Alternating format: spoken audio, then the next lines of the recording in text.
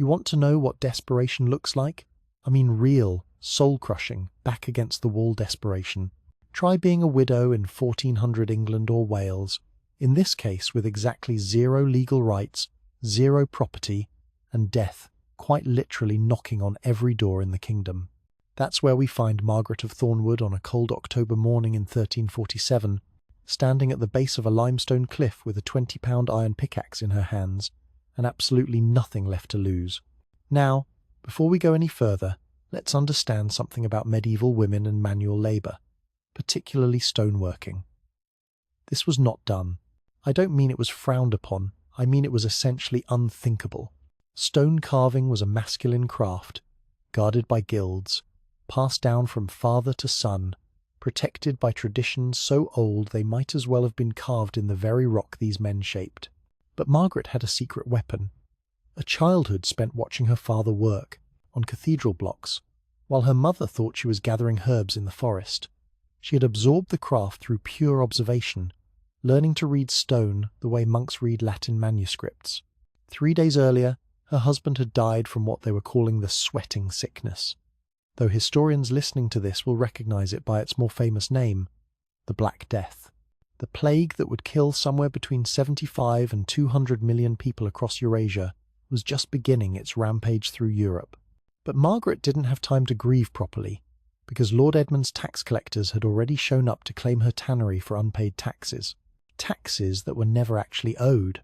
By the way, this was simple land grabbing, opportunistic predation, made possible by her husband's death and her complete lack of legal standing as a woman. So there she stands, looking up at this massive limestone cliff. And I want you to really picture this scene, because it's extraordinary. This is not some desperate woman flailing at rock with a pickaxe in blind rage. Margaret has a plan. She's identified a section of the cliff face where the stone shows promise, where there are natural fissures, where water has done some of the work already over countless millennia. She's brought water to soften the rock overnight, a technique her father taught her. She understands the grain of limestone, how it wants to break, how to work with the stone rather than against it. That first strike rings out across the valley like a cathedral bell, and it stops people in their tracks. Villagers gathering winter fuel actually put down their bundles to stare at the mad widow attacking the mountain. Think about what they're seeing. A woman, alone, wielding tools that weigh nearly as much as a small child, attempting something that seems impossible even for trained craftsmen. They probably thought grief had driven her insane, but Margaret keeps swinging, hour after hour, day after day. Within hours, her hands are blistered and bleeding. The blood mixes with limestone dust to create this paste that actually, and this is a detail I love, helps her grip the wooden handle better. She's literally bleeding into her work, and her blood is helping her do it. There's something almost metaphorically perfect about that.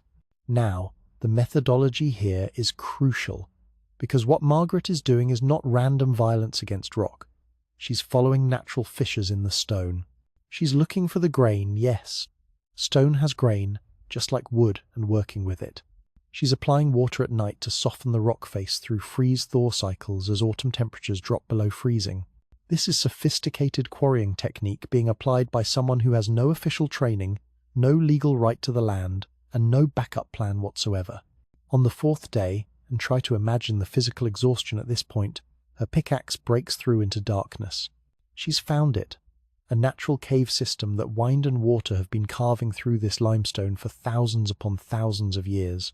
The mountain, as our narrator beautifully puts it, has accepted her offering of sweat and determination. But here's where survival instinct kicks into overdrive, because discovering a cave in late October in medieval Wales is not the same as having shelter. That winter arrives early, of course it does, because when does nature ever cooperate with human desperation? And Margaret is in a race against time. The killing frosts are coming, the snow is coming, and she needs to make this raw, dark, damp cave into something a human being can survive in for months. She builds her first fire 20 feet inside the mountain, and here's where that childhood observation pays dividends. She doesn't just start a fire and hope for the best. She follows smoke patterns to find a natural chimney in the rock, She's reading the cave the way she learned to read, stone. Her diet becomes what you might call aggressively medieval. Acorns ground into flour, snared rabbits, bitter roots that grow near cave mouths. This is knowledge passed down from her grandmother, who survived the Great Famine of 1315.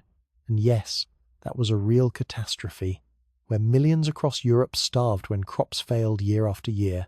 Margaret expands the cave carefully, methodically. She creates a sleeping ledge above the floodline, and notice that she recognizes there is a floodline, reading the evidence of watermarks on the cave walls. She carves drainage channels to handle spring rains. This is not desperate scrambling anymore. This is engineering. This is architecture. This is a woman who has decided that if the world above ground has no place for her, she will create her own world beneath the earth.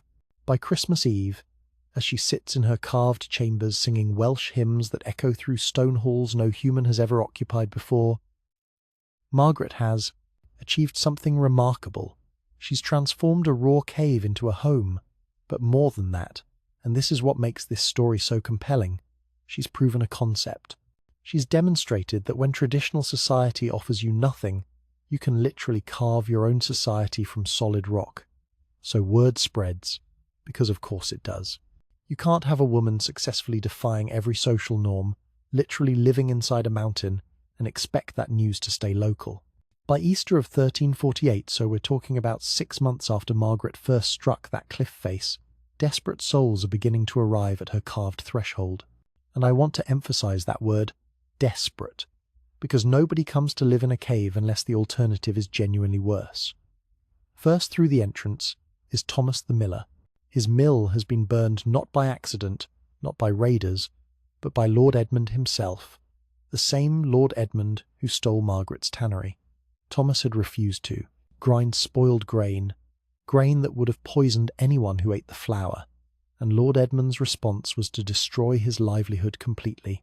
Thomas brings 2 things that will prove absolutely crucial: knowledge of mechanical systems and his 10-year-old daughter Anne, who can read.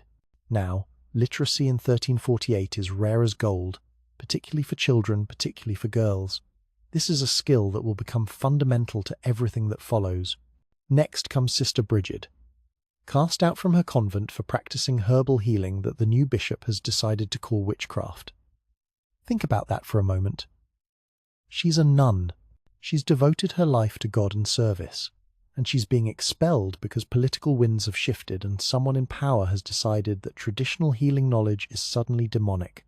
She arrives carrying seeds and medicinal knowledge that represents centuries of accumulated wisdom about which plants heal and which plants kill. And here's where Margaret does something brilliant. She doesn't just accept refugees. She doesn't create charity cases. Every new arrival must prove their worth through contribution, not payment. She's establishing an economy based on skills rather than coins. In a feudal system where everything flows from land ownership and inherited wealth, Margaret is creating something radically different. You want sanctuary? Fine. What can you do? What do you know? What can you teach? Margaret assigns living spaces based on practical needs rather than social hierarchy. Families with children go deeper inside for warmth and safety. Those with strategic skills, Thomas, with his mechanical knowledge, Sister Brigid with her healing stay near entrances where they can respond to threats or opportunities. This is urban planning, medieval style, except it's happening inside a mountain. Thomas constructs what I can only describe as an ingenious water wheel system. He's discovered an underground stream, because of course there's an underground stream in this cave system, and he's harnessing it to provide mechanical power. We're talking about grinding grain and lifting heavy stones without human muscle power in 1348. Inside a cave. This is the kind of innovation that normally takes generations to develop, but desperation and necessity are remarkable accelerants for human ingenuity. Sister Brigid establishes an herbal garden in a sun-catching hollow, and here's where things get interesting, because word about effective medicines spreads even faster than word about cave-dwelling widows. She starts getting secret visitors from surrounding villages. People are sneaking away from their lord's lands to get healing from the mountain woman. Margaret's community is becoming not just self-sufficient, but actually valuable to the outside world. They're developing something economists would recognize as a competitive advantage. Young Anne becomes their chronicler. She's scratching records into smooth slate walls with charcoal, documenting their growing society in simple Latin mixed with Welsh phrases. And this is huge. This is how we know any of this happened. Without Anne's compulsive record-keeping, Margaret of Thornwood would be completely lost to history. But Anne is creating a written record, a chronicle wall that will survive for centuries. The mountain shelter develops its own rhythm, its own culture. They rise with first light, which reaches them through carefully positioned bronze mirrors. Yes, they've figured out how to channel sunlight into the deeper chambers. They work in shifts to expand living spaces and storage. Every evening they gather for communal meals in what they start calling the Great Hall, which is actually a natural cavern Margaret discovered behind what looked like solid wall. There's something almost mythic about that, right? A hidden chamber waiting behind the stone, waiting for someone persistent enough to find it. Their diet improves through systematic experimentation. They're smoking meat in upper chambers where smoke naturally collects. They're storing grain in cool, dry grottos where temperature stays constant year-round. They're fermenting cabbage in ceramic pots sealed with beeswax, essentially inventing their own preservation techniques through trial and error. This is practical chemistry being developed by people who have never heard the word chemistry. By autumn of 1348, 1 year after Margaret first picked up that pickaxe, 37 souls call the mountain home. And here's a detail that just stops you in your tracks. 2 babies have been born in these stone chambers. Their first cries echoed through halls carved by desperate determination. These children will grow up thinking it's normal to live inside a mountain. The mountain will be their world, their reality, their home. But above ground, something terrible is gathering strength. The Black Death is spreading across Europe like a wildfire in a drought, and the Welsh borderlands are directly in its path. The Black Death hits the Welsh borderlands with full fury in 1349, and when I say full fury, I mean the kind of catastrophe that breaks civilizations. We're talking about mortality rates of 60 to 70% in some areas. 2 out of every 3 people you know dead within months. Villages that have existed for centuries suddenly empty. Fields returning to forest because there's nobody left to farm them. Social order collapsing because the basic assumption that most people will survive most years has been shattered. Margaret's Mountain transforms from refuge to fortress, and villages begin emptying as death claims its terrifying harvest, and the desperate flee carrying more than just possessions. They're carrying disease. Margaret, with Sister Brigid's monastery experience to guide her, establishes strict quarantine protocols. New arrivals must spend 14 days in the outer caves. They wash with vinegar. They burn their clothes. Only after 2 weeks of isolation can they enter the main complex. This is brutal. This is harsh. But this wisdom saves them. And then Lord Edmund himself arrives. The same man who stole Margaret's tannery and burned Thomas's mill. He's fevered, delirious, dying. And he's offering his entire fortune for sanctuary. His entire fortune for a chance to survive what no amount of wealth can buy your way out of. Now, think about what Margaret does here. She could refuse him. She could watch him die on her doorstep and feel absolutely justified. Instead, she tends him in isolation. She tries to save the man who destroyed her life. Why? Is it Christian charity? Is it calculation knowing his seal ring might prove useful? Is it simply that Margaret, having built a sanctuary, cannot turn anyone away without betraying what she's created? It doesn't matter. Lord Edmund dies within 3 days. But he leaves that seal ring, and it will prove crucial for their legal standing later. The seal of nobility, passed to a widow living in a mountain.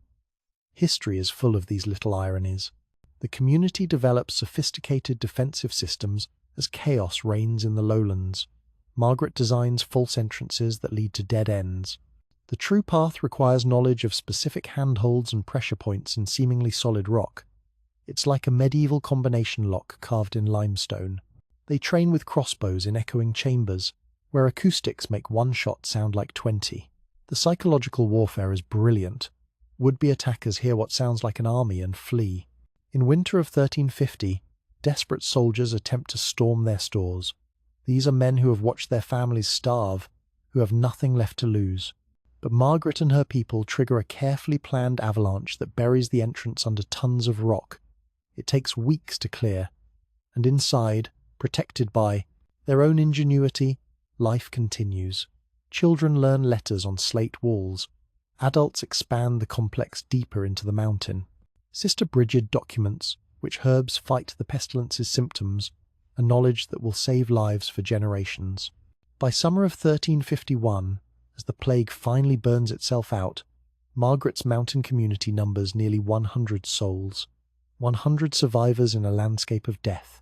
They emerge cautiously into a transformed world, entire bloodlines extinct, castles standing empty, social order collapsed, the feudal system that had seemed eternal suddenly revealed as fragile as morning frost.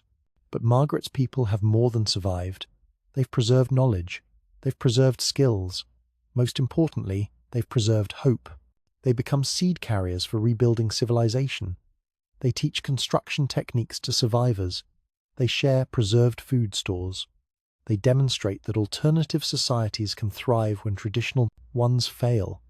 Margaret has created not just a shelter but a model, a proof of concept that will influence how people think about community, survival, and mutual aid for centuries. Margaret of Thornwood lives 34 more years after conquering the mountain. She dies peacefully in her sleep in 1381 at age 67. Now, let's pause on that number. 67 years old in the 14th century. The average life expectancy was somewhere in the 30s. Margaret lived almost twice as long as most of her contemporaries. Was it the clean water from her spring, the stable temperature of the cave, the low-stress environment she created, the community support system? Probably all of the above. But there's something poetic about the woman who defied death by plague, living to what would be considered elderly even by modern standards. Her funeral becomes legendary. A torchlight procession through every chamber she carved, each person placing a tool or treasure in her tomb, a natural crystal cave she discovered years earlier, but never developed, saying it was too beautiful for the living. Think about that. She found this spectacular natural wonder and decided it should remain untouched. The woman who carved her home from solid rock knew when to leave stone alone. Thomas the miller's daughter Anne, now 43 years old, assumes leadership. She spent her entire adult life learning stonecraft and statecraft at Margaret's side. The transition is smooth because Margaret has been teaching, preparing, ensuring that her creation will outlast her. This is how great leaders think. Not about their own glory, but about institutional continuity. The mountain community evolves but never forgets its origins. They develop traditions that will persist for generations. Every October, they celebrate First Strike Day. Children take ceremonial swings at designated rock faces with wooden hammers. It's like a medieval Halloween combined with Founders' Day, teaching each generation about where they came from and why. The limestone communion emerges as their unique religious practice. They share bread, baked from grain, grown in mountain soil terraces. Yes, they've figured out terrace farming inside the mountain and water from Margaret's original spring. It's Christianity filtered through cave-dwelling necessity, creating something that's neither fully orthodox nor fully heretical. The church never quite knows what to do with them. They maintain what they call the Chronicler's Wall, where Anne first began writing. Each generation adds their stories in an unbroken chain of memory, reaching back to Margaret's bloodied hands on that first pickaxe. This is oral history made permanent, community memory carved in stone. It's beautiful, and it's practical, and it's uniquely theirs.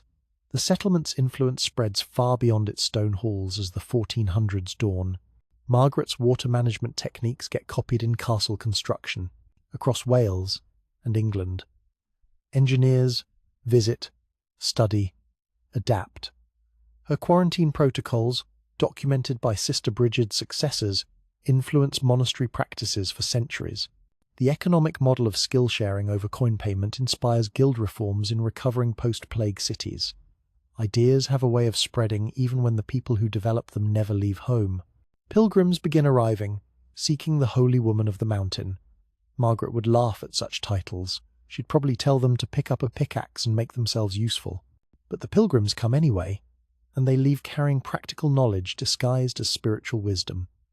How to purify water, how to preserve food, how to build community when traditional structures fail. These are skills wrapped in stories, techniques transmitted through legend. Now we jump forward 6 centuries. The 1970s.